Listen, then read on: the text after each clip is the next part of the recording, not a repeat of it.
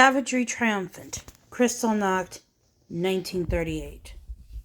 In context. Focus: anti-Semitism. Before 1348 to 1351. European Jews are falsely accused of causing the Black Death by poisoning wells. Thousands are murdered. 1881 to 1884. Pogroms compelled 2 million Jews to migrate from their home in southern Russia. 1935 to 1936. German Jews are stripped of their citizenship, businesses, and assets. After 1939, over half of Germany's Jews flee the country before the outbreak of World War II. 1950, the law of return allows Jews from any country to settle in the newly created state of Israel.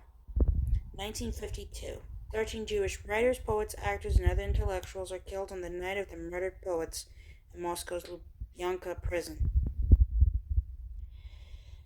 On the night of November 9th and 10th, 1938, Nazi supporters attacked Jewish people and their property across Germany and Austria in a wave of wanton destruction. It became known as Kristallnacht, Crystal Night, for the piles of glass that lay strewn across the streets, the shattered windows of thousands of Jewish businesses and synagogues.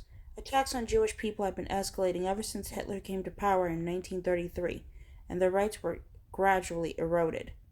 Jewish people were stripped of citizenship. They could not serve in the civil service and could no longer marry or have sexual intercourse with Germans who were deemed Aryan.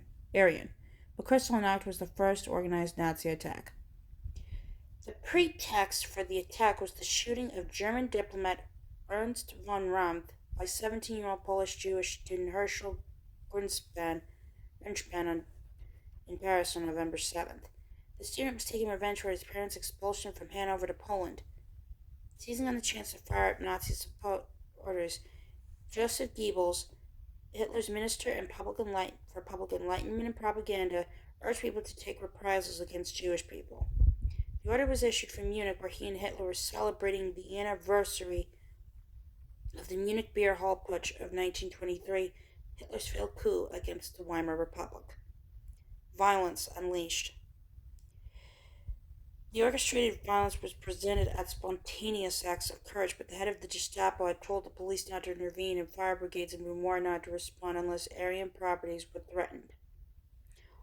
Over nearly 2 days and nights, in cities all over Germany, more than 1,000 synagogues were torched, over 7,000 Jewish businesses were smashed, and many hundreds of homes and schools were ransacked. Almost 100 Jews were murdered. There were no punishments or reprisals for the perpetrators. Instead, the Gestapo arrested 30,000 Jewish men and boys and had to expand the concentration camps to accommodate them. Placing the blame for the damage on Jews themselves, the authorities fined the Jewish community 1 billion Reichsmarks, more than $7 billion today, payable by all Jewish taxpayers in quarterly installments.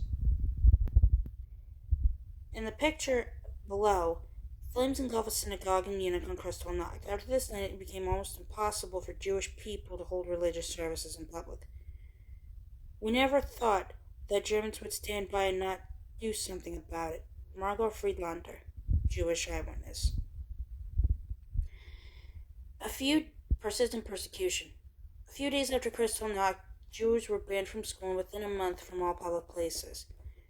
Numerous other anti-Jewish laws and decrees came into force. Although hundreds died, most of those incarcerated in concentration camps were quickly released on condition that they leave Germany immediately. Most Jews who possessed passports were already leaving Germany, realizing they had little future there.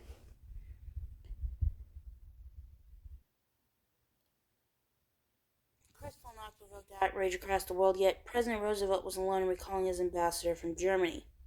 Many countries began to take Jewish refugees. In Britain, the Kindertransport policy rescued thousands of unaccompanied Jewish children from Germany and German annexed territory between 1938 and 1940. Although the unfolding horror in Germany was plain to see, most of the nation's Jews were left to their fate. The appalling final solution that Hitler was